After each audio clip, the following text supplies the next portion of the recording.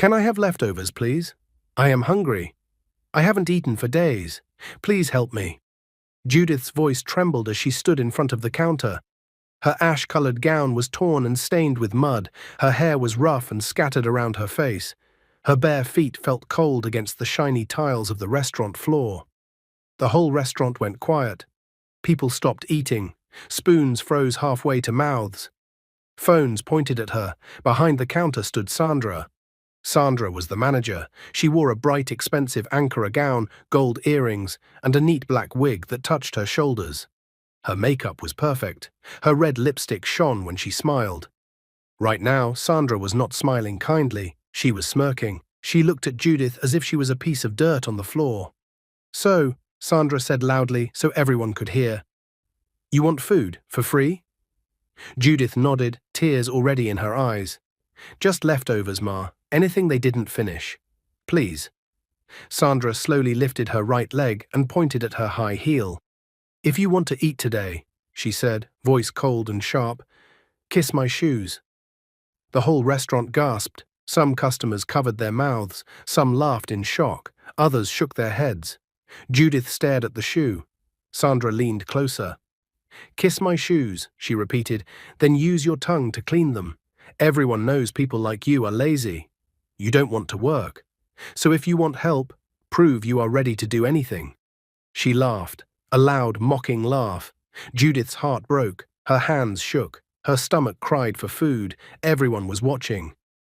And no one knew that the beggar standing there in rags was actually the new billionaire CEO of the restaurant, Judith Anderson, the only daughter of late Chief Anderson Henry, and the true owner of Benson's Food. Earlier that day, Lagos was hot and noisy, as always. Cars honked, buses shouted their routes, street sellers carried goods on their heads, calling customers. The sweet smell of jollof rice and fried chicken floated in the air near one big building with large glass doors. Over the entrance, in fine letters, was the name everyone in the city knew: Benson's Food, the biggest restaurant in Lagos. Inside, the air smelled of spices and fresh bread. Cool air conditioners hummed. Soft music played in the background. Men in suits and women in pretty dresses sat at tables, eating jollof rice, fried rice, grilled fish, and roasted chicken. Waiters moved quickly, carrying trays and drinks. At the far corner, a young man in a simple uniform was mopping the floor. His name was Johnson. He was about 30, dark-skinned, with tired eyes but a gentle face. His shirt was clean but old. His shoes were worn out. Still, he worked carefully, making sure every tile shone. No one knew he had a degree in accounting. No one knew he had once dreamed of working in a bank. To them, he was just the janitor, just the cleaner. Outside, across the road, a woman stood under the hot sun, staring at the restaurant. Her gown was torn, her hair was messy. She carried nothing. This was Judith. But no one knew her real identity, not today. Her heart beat fast as she watched people go in and out of the restaurant, laughing, full, happy. Her stomach hurt. She had not eaten since the previous day. But that was not the real reason she was here. She had come from London the night before. She had inherited her late father's wealth, his companies, his houses, his cars, and his restaurant chain. Benson's Food. But her father had always told her, never trust people only because they smile at you as the owner. Test their hearts when they think you are nothing. So today, Judith had left her mansion, her guards, and her fancy clothes at home. She wrapped herself in an old ash gown, rubbed dust on it, left her face without makeup, unpacked her hair and scattered it, wore cheap slippers that hurt her feet. She wanted to see the truth.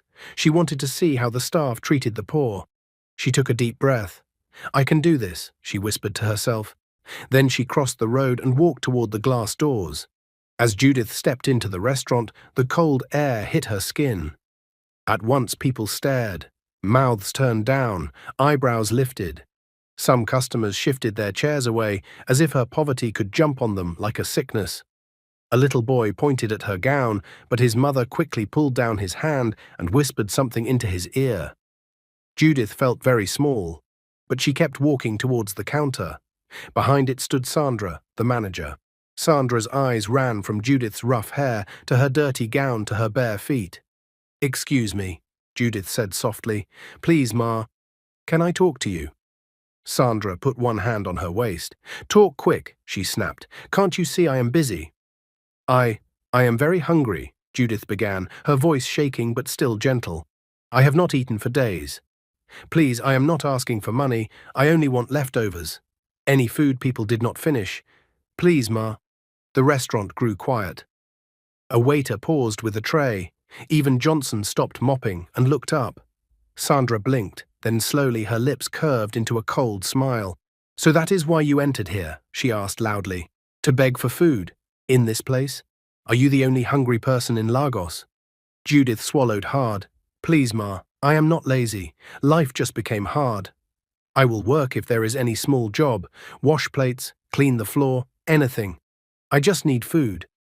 Some customers shifted uncomfortably. An older woman at a table whispered, "Just give her leftover rice now. God sees everything." But Sandra was not looking at them. She was enjoying the moment. "Oh, so you are not lazy," she said with fake surprise. "Then prove it." She took a step back from the counter, lifted her right leg, pointed at her shiny high heel. "If you want to eat today," she said slowly, "kiss my shoes."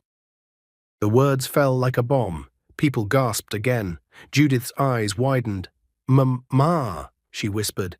"Kiss my shoes," Sandra repeated, her voice now louder. "And don't stop there. Clean them with your tongue. That is the price for my kindness today." She laughed again. A few customers chuckled nervously. One young man near the window said, "Madam, that is too much now."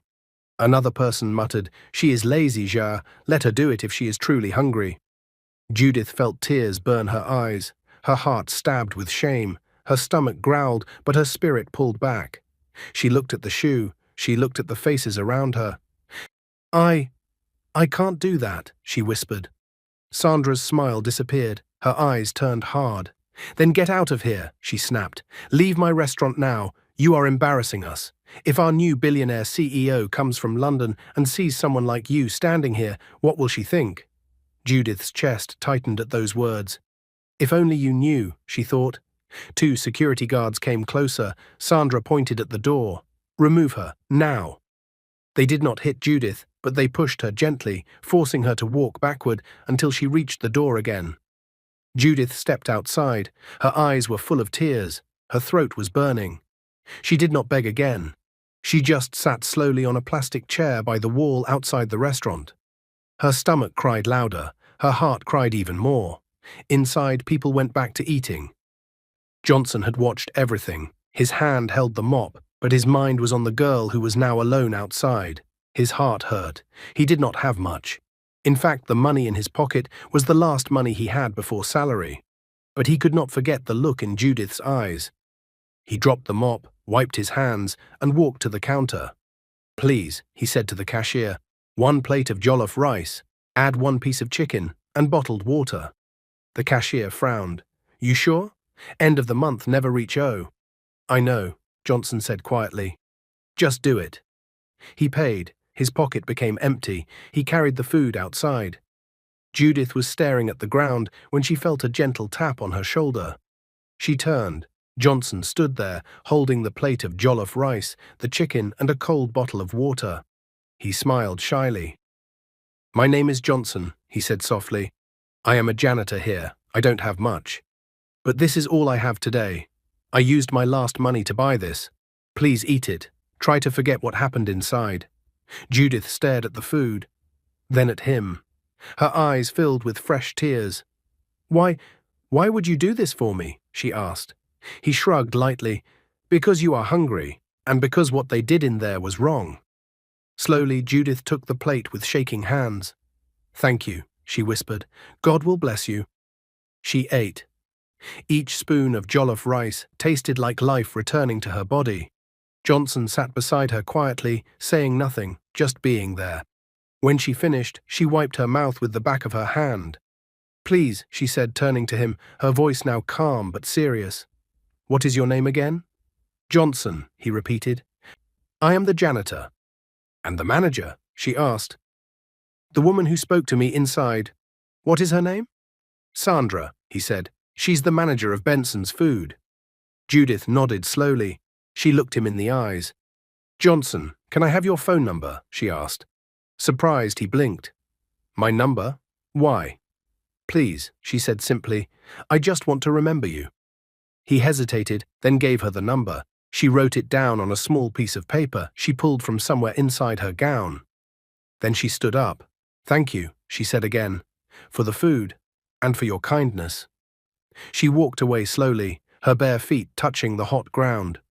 Johnson watched her go, feeling strange, as if he had just done something very important without knowing why. At the end of the street, Judith turned a corner. Out of sight of the restaurant, a black expensive SUV was parked quietly. A driver in a neat suit stood by the door, waiting. As Judith came closer, she straightened her back. Her sad face changed into something else, calm, strong, and serious. The driver opened the door for her. Welcome, Ma, he said. How did it go? Judith removed the old slippers. She took off the rough gown, revealing a simple but neat dress underneath. They failed, she said softly, her eyes cold now. Tomorrow they will see who I really am. She looked back toward the restaurant in the distance. Her fingers tightened around the paper with Johnson's number. This is a small world, she whispered, and I am done watching from far. She stepped into the SUV. The door closed, the engine started. As the car rolled away, Judith's mind was already planning her next move. Tomorrow, she would walk into Benson's Food. Not as a hungry beggar, but as the billionaire CEO, and Sandra would have no idea what was coming. The next morning, Lagos woke up loud and busy as always. Cars honking, people rushing to work, and the smell of fresh bread drifting from street shops. But inside the compound of Judith Anderson's mansion, everything was calm, quiet, and shining like a world far away from the chaos. Judith stood in front of a giant mirror in her walk-in wardrobe. Today, she wasn't wearing a torn gown. Today, she wasn't barefoot and shaking. Today, she wore a smooth cream jumpsuit, gold earrings, and her hair was neatly styled in a long, straight black weave that framed her face like a queen. She looked powerful, strong, ready. Her housekeeper, Ada, stood behind her. Madam, she said softly, you look like your father's daughter today. Judith smiled at her reflection.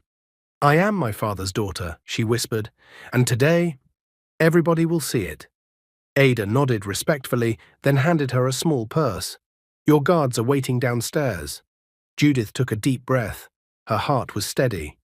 No more pretending to be weak, no more hiding. Today she would reveal the truth. Inside the restaurant, people were already eating breakfast, jollof pasta, akara, fried yam, and hot tea. Waiters moved around quickly. The smell of spices filled the air.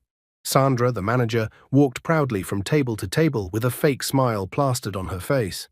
No one would ever guess she had spent half the night bragging to her friends over the phone about how she taught a dirty beggar a lesson. Imagine, she had said, laughing. The girl was smelling of hunger, and she wanted food for free. Me, I told her to kiss my shoes first. Lazy people everywhere. She didn't know her whole life was about to collapse. Johnson arrived quietly and went straight to the storeroom to get his mop and bucket. His stomach felt light. He had eaten only biscuits for breakfast, but he didn't complain. As he stepped into the restaurant, he heard two waiters whispering. Did you hear the news? One asked. What news? Someone important is coming today. Someone big. Sandra has been shouting since morning. Johnson raised a brow but kept working. He didn't have time for gossip. A loud honk echoed from outside. Some customers looked through the glass doors. A long black SUV rolled into the compound, sleek, shiny, and expensive. Behind it, two more SUVs followed. People in the restaurant whispered, Who is that? This one looks like politician convoy. No, that one looks like a billionaire's car. Sandra straightened her wig. Her heart jumped with excitement. Was this the new CEO they had been told about? She rushed forward, adjusting her Ankara gown and forcing a big smile on her face. The door of the first SUV opened. A tall guard stepped out, dark-suited, strong and serious, then another. Then Judith Anderson stepped out, Not the Judith from yesterday. This Judith had her shoulders high, her chin raised, her dress shining under the Lagos sun. Sandra's jaw dropped so fast it almost hit the floor. Her eyes widened, her mouth opened, her legs shook. No, no, this cannot be the same person, she whispered to herself, but it was, the same face, the same woman she mocked. Only now she looked like royalty. Sandra stumbled forward, forgetting how to breathe. Good afternoon, Ma, she stammered. Welcome to Benson's Food. Please come in. Ma, you are very welcome. Judith walked past her calmly. Her guards followed. Sandra tagged behind them like a lost puppy, sweating, shaking, whispering, Ma, please forgive me if anything happened yesterday. But Judith didn't look at her. She didn't speak. She walked straight into the restaurant. Inside, everyone froze. Forks dropped. Spoons stopped. Phones came out. People remembered her, the hungry girl from yesterday. Now she looked like someone who could buy the whole street. Customers whispered, "Is that not the same woman? She looks different. Who is she? She is rich." No, and she is beyond rich. Johnson was wiping a table when he looked up, and his heart almost stopped. He recognized her immediately, but she was nothing like the girl he helped the day before. His mop fell to the floor. He blinked hard, wondering if he was dreaming. Judith turned slowly, her eyes sweeping the whole restaurant. Then she spoke. Her voice was calm, but it carried power. "This is a small world," she began, "very small." The restaurant was silent. People leaned closer. Judith lifted her chin. "My name is Judith Anderson, the only daughter of late Chief Anderson Henry." A loud gasp filled the room. "My father built Benson's Food, and after his death, I inherited everything he owned." Sandra's knees buckled. One waiter whispered. Another grabbed his head. Judith continued, "I have been living in London, but now I am here to manage the restaurant myself. Yesterday, I came in disguise to test the character of the staff." Her eyes slowly turned to Sandra. Sandra looked like she was melting. Sweat poured from her face. Her hands were shaking. "Unfortunately," Judith said calmly, "somebody failed." Sandra dropped to her knees instantly. Ma, please. I didn't know. I didn't know it was you. Please forgive me." Judith's eyes narrowed. "So if I was truly a poor woman, you would still tell me to kiss your shoes? To lick them? To clean them with my tongue?" Sandra burst into tears. People stared at her in disgust. Some shook their heads. Others whispered, "She deserves it." Judith turned to the gathered staff. "But someone among you showed kindness." She looked around, then her eyes settled on Johnson. Johnson froze. "Johnson," she said softly, "please come forward." Every staff and customer turned to look at him. Johnson walked slowly, his heart pounding like a drum. He stopped in front of Judith, looking confused, shocked, and scared all at once. Judith smiled gently. "You," she said, "you used your last money to buy food for a stranger. You comforted me. You treated me like a human being." Johnson swallowed hard. I only did what felt right, Ma." Judith nodded. "And that is why, from today—" Sandra looked up sharply, her eyes wide. "You are the new manager of Benson's Food." The entire restaurant erupted into gasps. Johnson covered his mouth. Manager, he whispered. "Yes," Judith said, "from janitor to manager. You earned it." Sandra's cry turned into a loud wail. "Ma, please no. I beg you, don't fire me. I have a baby at home." Judith raised a hand. "Enough." Her voice became cold. "You humiliated me. You mocked me. You pushed me out like trash. You do not deserve this position." Two guards stepped forward. "Escort her outside." Sandra screamed as they lifted her up. "Judith, please don't do this. I am sorry." But Judith didn't look at her again. The restaurant buzzed with excitement. People clapped. Some hugged Johnson. Even customers stood to applaud. For the first time in years, Johnson felt seen. He felt valued. He felt like someone. Judith turned to him again. "Johnson," she said softly, "I trust you. This restaurant needs a heart. You have one." Johnson nodded, still trembling. I will not disappoint you, Ma. I know, Judith answered. Their eyes met, calm, warm, and full of a quiet connection neither of them understood yet. Then suddenly, a loud crash came from outside. People screamed. Sandra had escaped the guards and was running back inside, face wild, hair messy, eyes burning with revenge. She held something in her hand, something sharp. People jumped away. Someone shouted, "Look out!" Judith turned. Sandra charged straight toward her. Sandra ran toward Judith like a storm, hair flying, breath sharp, eyes angry and lost. Something shiny flashed in her hand. Customers screamed and chairs fell as people dived out of the way. Judith stood frozen. Johnson reacted first. He jumped in front of Judith and blocked Sandra's attack with his arm. The sharp object, broken bottle, scratched him lightly instead of hitting Judith. Two guards slammed Sandra to the floor. She screamed and kicked, crying and shouting, "It's not fair! She ruined my life! She ruined everything!" The guards dragged her outside as she fought wildly. Customers watched in fear and disbelief. Judith rushed to Johnson, her voice shaking. "Are you okay?" Johnson nodded, holding his scratched arm. "I'm fine, Ma. It's just a little cut."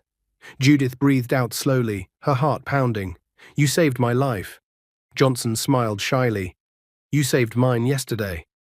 It was a strange moment, danger, fear, and something warm between them, something neither of them was ready to talk about yet.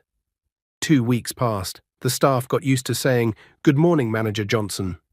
Customers got used to seeing him give instructions and checking orders with confidence, and Judith got used to visiting the restaurant almost every day. She said she came to inspect, but everyone could see the way her eyes softened whenever Johnson spoke, the way she waited for his opinion before making decisions, the way she stood closer to him than necessary. But she also brought ideas. Within months, Benson's food expanded. New branches were opened in Abuja, Port Harcourt, Kano, and Enugu. That year, the restaurant became a national brand. Everybody talked about it, and every newspaper mentioned the same name, Manager Johnson. He worked day and night, using his accounting skills, managing staff, checking food quality, and talking to customers politely. He was loved, he was respected, he was different. And Judith saw it. One night at her mansion, Judith sat in her garden, wide, green, filled with flowers and soft lights. She wore a cream dress, her hair in gentle curls. Johnson arrived with reports and numbers, but he sat down across from her and said softly, "You look tired. Are you okay?" She didn't answer immediately. Instead, she asked, "Do you like working with me?" Johnson's heart almost stopped. "Yes," he said quietly, "more than anything." She smiled. A small smile, but the kind that changed everything. From that night, they talked more, laughed more, trusted each other more, and slowly, gently, quietly, Judith fell in love. Johnson tried to hide his feelings because he felt she was too big for him, too rich, too powerful. But she didn't see him like that. She saw his heart. One evening, exactly 1 year after she made him manager, Judith returned home late. She walked into her garden and saw something that made her heart stop. Lights, flowers, candles, and soft music. And Johnson, standing in the middle, wearing a clean black suit, looking nervous but handsome. Judith froze. "Johnson, what is this?" He took a shaky breath. "Judith, when you walked into that restaurant, you didn't just change my life. You saved it. You gave me a chance when nobody else cared. You believed in me. You treated me like a human being." Her eyes softened. She stepped closer. "You taught me that kindness matters," he continued. "You showed me I could be more." Judith's breath caught. Johnson went on one knee. Her eyes widened. "Judith Anderson," he said, voice shaking, "will you marry me?" Judith covered her mouth. Tears filled her eyes instantly. "Yes," she whispered, then louder, "Yes, yes, Johnson, I will marry you." He slipped the ring onto her finger. She held his face. They hugged tightly, crying, laughing, shaking. It was the happiest moment of their lives. They set the wedding date for the following month.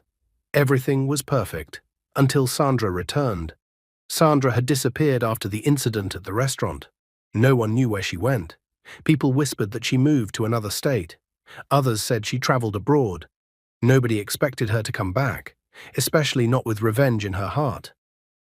A day before the wedding, Johnson stayed at the small mansion Judith bought for him. He was arranging his suit, talking to Judith on the phone, smiling like a man who had finally found joy. He didn't know he was being watched. 3 figures stood behind the house, Sandra and 2 men. Her face looked thinner, harder. Her hair was rough. Her eyes were dark with hate. "There he is," she whispered. "That man stole everything from me, my job, my respect, my life. Tomorrow he will marry the woman who fired me. No, never, he will not enjoy anything."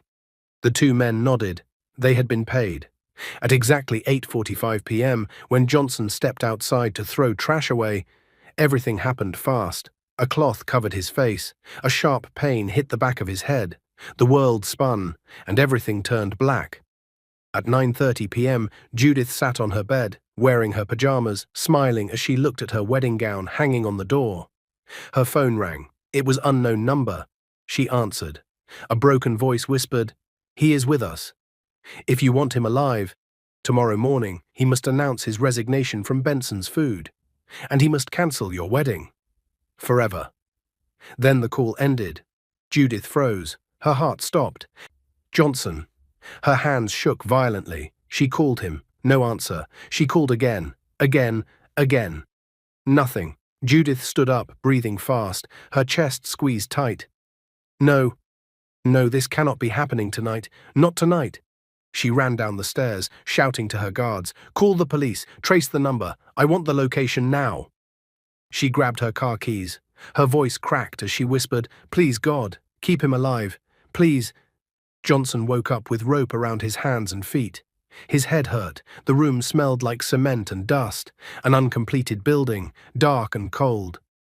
Sandra stood in front of him with a plank in her hand. Johnson's heart sank. He tried to move but couldn't. "Why are you doing this?" he asked weakly. Sandra's face twisted in anger. "Because you took my life. You took my job. You took my position. And now you want to marry Judith? The girl who destroyed me?"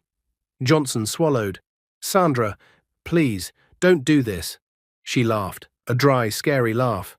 "You will resign, and you will dump Judith. I will record your voice and send it to her." "And if I don't?" Johnson asked slowly. Sandra lifted the plank. "Then tonight will be your last night alive." The 2 men grabbed Johnson. He closed his eyes. This was the end. Sandra raised the plank. A loud crash exploded behind them. Police flooded in. "Drop the weapon." Lights flashed. Sandra froze. The men ran but were tackled by officers. Judith rushed inside, tears running down her face. "Johnson." He looked up, hurt, tired, but alive. "Judith," he whispered. She fell to her knees and hugged him as the officers untied him. "I thought I lost you," she cried. "You didn't," he whispered back. "You came for me." Sandra screamed as she was handcuffed. "You will regret this, both of you." Judith looked at her with cold eyes. "No, Sandra, you will regret what you chose to become." The police dragged Sandra away. Judith held Johnson tightly, crying into his shoulder. But even in that moment, something worse was coming, something they didn't expect. And tomorrow, the day of the wedding, would bring a twist none of them were ready for. Morning broke gently over Lagos, but inside Judith's mansion, nothing felt gentle. Judith had barely slept. Her eyes were red, her voice shaky, and her hands refused to stop trembling. Every time she closed her eyes, she saw the image of Johnson tied up in that dark, uncompleted building. Sandra raising the plank, and the police breaking in just in time. She had almost lost him, hours before their wedding. Hours before she was supposed to marry the man who changed her life.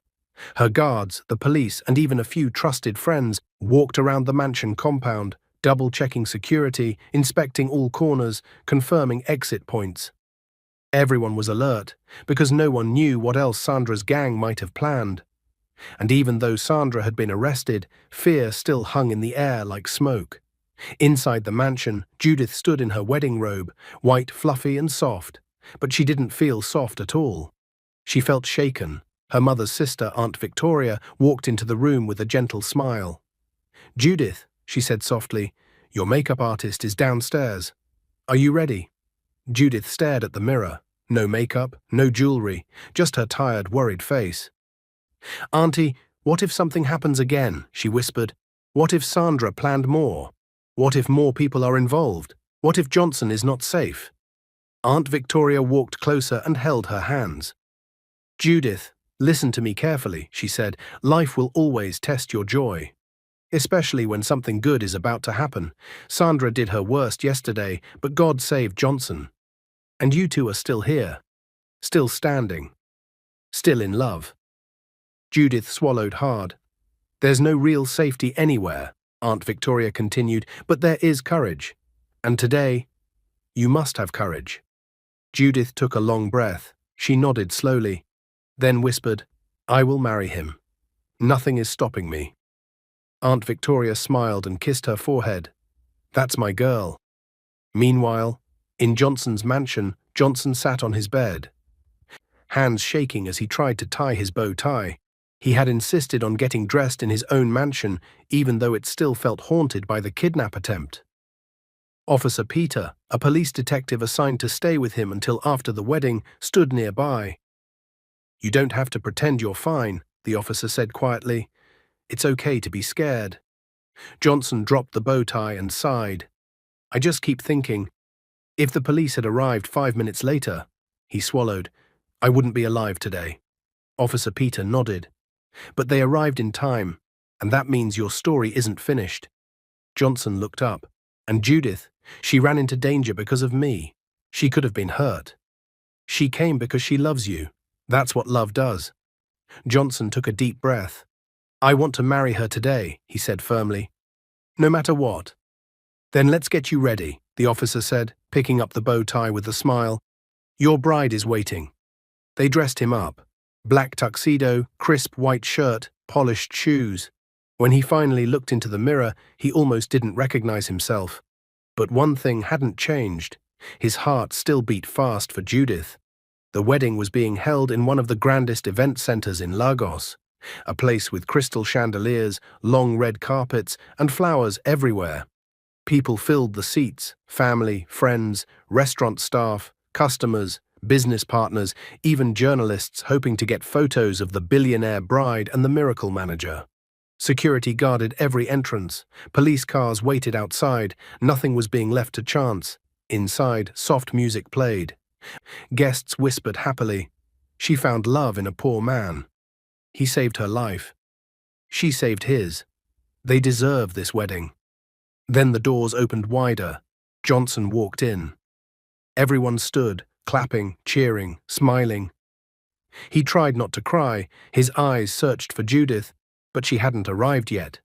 He stood at the altar, hands shaking slightly. Officer Peter stood at the back, watching everything. Outside the hall, a white limousine pulled up slowly. The door opened, and Judith stepped out. The whole place stopped breathing. She wore a long, glowing white wedding gown with tiny crystals that glittered like stars. Her veil fell gently over her face. Her hair was styled in soft curls. Her bouquet was white roses and baby's breath. She looked like hope. She looked like a new beginning. Her guards escorted her through the walkway as camera flashes sparkled everywhere. A little girl in a flower dress whispered to her mother, "Mummy, she looks like an angel." But just as Judith reached the entrance, her body froze. Her heart skipped. Standing across the street, behind the police barricade, was someone she didn't expect. Sandra, handcuffed, flanked by 2 policemen, her hair messy, her face bruised from the struggle last night, her prison jumpsuit dusty, her eyes locked onto Judith's. Judith gasped. Guests turned. A wave of whispers spread. "Is that Sandra? Why is she here? Did she escape?" The officers holding Sandra quickly walked forward and explained, "Ma, she didn't escape. She has a court hearing soon, but she insisted, she begged, for one thing. She wanted to apologize. She promised not to cause any trouble." Judith stared at her. Sandra, the woman who almost killed Johnson yesterday, was standing outside her wedding venue, crying like a broken child. "Judith," Sandra whispered, voice cracking, "please, I'm sorry. I'm so sorry." Judith's throat tightened. Part of her wanted to walk away. Part of her wanted to scream, part of her wanted to forgive. But this wasn't the time, and she still had a wedding waiting for her. She took a deep breath and said softly, "Take her back. We will talk another day." Sandra fell to her knees, sobbing, but the officers gently lifted her and walked her back to the van. Judith wiped a tear from her cheek. Then she stepped inside the hall. Everyone rose as Judith walked down the aisle. Johnson's breath caught. She looked like magic. She looked like everything he had ever prayed for. Judith's hands shook slightly as she reached him. Johnson held her fingers and whispered, "I thought I lost you yesterday." Judith whispered back, "You will never lose me." The pastor smiled warmly. "Shall we begin?" he said. The ceremony flowed beautifully. Vows, rings, prayers, soft music, tears everywhere. But when the pastor said, "You may now kiss the bride," guests cheered. Johnson lifted her veil. Their faces came close, but just before their lips met, a loud explosion echoed outside. The hall shook slightly. Gasps filled the air. Guards ran. Guests screamed. Officer Peter jumped forward. Judith grabbed Johnson's arm tightly, fear shooting through her body. "What was that?" she cried. Johnson held her close. It sounded like something outside. The doors swung open, guards rushing in. "Ma, sir, don't panic. A generator outside backfired. Nothing dangerous." The hall slowly calmed. People breathed again, but the fear didn't leave, not completely. Judith and Johnson finally kissed, sealing their vows. Everyone clapped, everyone cheered, but Judith felt it deep in her heart. Something is not over, something is still waiting. And she was right, because Sandra's story was far from finished. The wedding celebration continued long into the evening. Music filled the air, guests danced happily, and laughter rolled across the beautifully decorated hall like a warm wave. But even with all the joy and celebration around her, Judith's heart felt unsettled. She kept thinking of Sandra, handcuffed, kneeling, begging to be forgiven. And the backfired generator that had caused panic. And the kidnapping just the night before. Was this really how her new life with Johnson was supposed to begin? Johnson noticed the look in her eyes. He squeezed her hand gently. "Judith," he whispered, "you're thinking too much." She tried to smile. "Maybe." "You're safe," he said softly. "We're safe. That's all that matters now." His calm voice steadied her heart. She leaned closer, resting her head on his shoulder as fireworks exploded outside the venue. 2 days after the wedding, Sandra was arraigned in court. The courtroom was packed. Journalists, business people, curious citizens, and even staff from Benson's Food. The story had gone viral. Everyone wanted to see what would become of the former manager who had gone from respected staff member to kidnapper. Judith and Johnson sat quietly at the back as the hearing began. Sandra was led in by 2 prison guards. She wore a dull orange prison gown. Her hair was rough and loose around her shoulders. Her eyes looked empty, as though the wild anger she once carried had been drained out. When she saw Judith and Johnson, her face crumbled. She dropped to her knees right there in the courtroom aisle. "Please," she cried, voice cracking, "I'm sorry. I'm so sorry. Please don't let them take my life." The judge hit the gavel. "Order." Sandra was pulled to her feet. The charges were read out: attempted murder, kidnapping, assault, and obstruction of justice. Everyone waited for the verdict. Sandra's lawyer begged for a lighter sentence, explaining she was emotionally unstable and desperate after losing her job. Judith's stomach twisted painfully. Yes, what Sandra did was terrible. Yes, it could have killed Johnson. But Judith also remembered something her father once told her. A leader must correct, but a leader must also heal. The judge lifted the document to read the sentencing. "By the power vested in me," Sandra bowed her head. Judith closed her eyes. Johnson held her hand. "I hereby sentence the defendant, Sandra Okafor, to life imprisonment." Gasps filled the courtroom. Sandra screamed. Judith's chest tightened. Johnson's heart dropped. Sandra was dragged away, crying, begging, shaking. Judith watched her go, tears burning her eyes, even though she didn't understand why. Sandra had hurt them deeply. But seeing her life destroyed this way still felt painful. Life moved on, and beautifully. Under Johnson's leadership, Benson's food didn't just grow, it exploded across Nigeria. New branches opened in Delta, Ondo, Kaduna, and even Ghana. They created training programs for young people, inspired by Johnson's story. They hired more workers, improved salaries, and made the restaurant the most loved local chain in West Africa. Judith and Johnson became a power couple, business partners, best friends, and a team the whole country admired. They traveled together, built new companies, and turned Benson's food into a household name. But one thing they wanted the most wasn't happening. A child. Judith prayed day and night. Every doctor said she was fine. But month after month, nothing. Johnson never pressured her. He held her every night and whispered, "Our time will come." And one bright morning, it finally did. Judith felt tired and nauseous. She visited the doctor. Johnson waited outside, pacing. Then the doctor smiled gently and said, "Congratulations, you're pregnant." Judith burst into tears instantly. Johnson heard her cry and rushed inside. She threw her arms around him. "Johnson, we're going to be parents," Johnson gasped. Then he cried too. They held each other like two children, laughing and shaking. Their prayers had been answered. 9 months later, Judith gave birth to twin girls. Beautiful, healthy, perfect. They named them Mimi and Mara. The girls became the light of their parents' lives.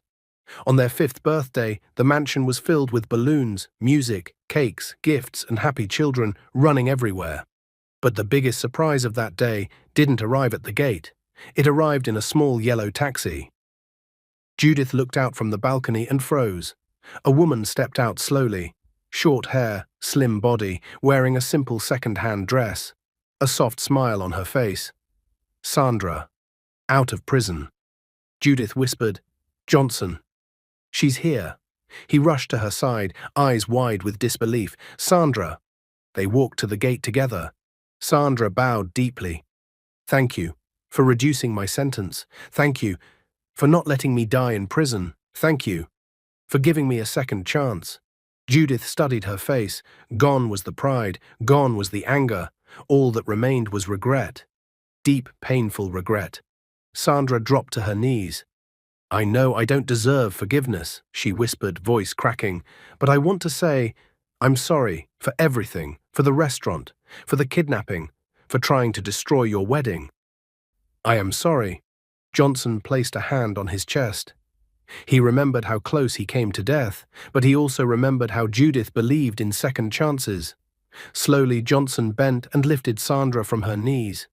"It's enough," he said gently. "Stand up." Judith nodded, then she stepped forward and hugged Sandra. Sandra cried uncontrollably into her shoulder. "You are forgiven," Judith whispered. "Let your life start again from today." Sandra pulled back, wiping her face. "Thank you. Thank you so much." Johnson smiled softly. "Would you like to see the twins?" Sandra gasped. "Please, yes." They led her inside. Mimi and Mara ran up to Johnson shouting, "Daddy, Daddy!" Sandra froze. A soft smile filled her face. "You have a beautiful family," she whispered. "And you," Judith said, "have a new life waiting for you." Sandra covered her mouth to stop herself from crying again. That evening, as the party lights glowed softly in the garden, Judith and Johnson sat together, watching the twins run around with sparklers. Sandra sat quietly nearby under a tree, just watching, grateful for the fresh air and freedom. Judith rested her head on Johnson's shoulder. "Do you think we did the right thing?" she asked. Johnson gently kissed her forehead. "Yes," he said. "Sandra did terrible things, but forgiveness frees us more than it frees her." Judith smiled faintly. "You sound like my father." "He raised a good daughter," Johnson replied. The twins laughed loudly, chasing each other around the fountain. Judith looked at them, then at Johnson, then at the quiet evening sky. "We made it," she whispered. Johnson wrapped his arm around her. "Yes," he said softly, "we really did." But unknown to them, someone else was watching that peaceful moment. Someone had been hiding in the shadows for months. Someone connected to Sandra's past. Someone who wasn't ready to forgive. Someone who wasn't ready to forget. And this time, the threat would be bigger than anything Judith and Johnson had ever faced. What is your view about this story? Where are you watching from? If you enjoyed this story, comment, share, and subscribe to our channel for more interesting stories.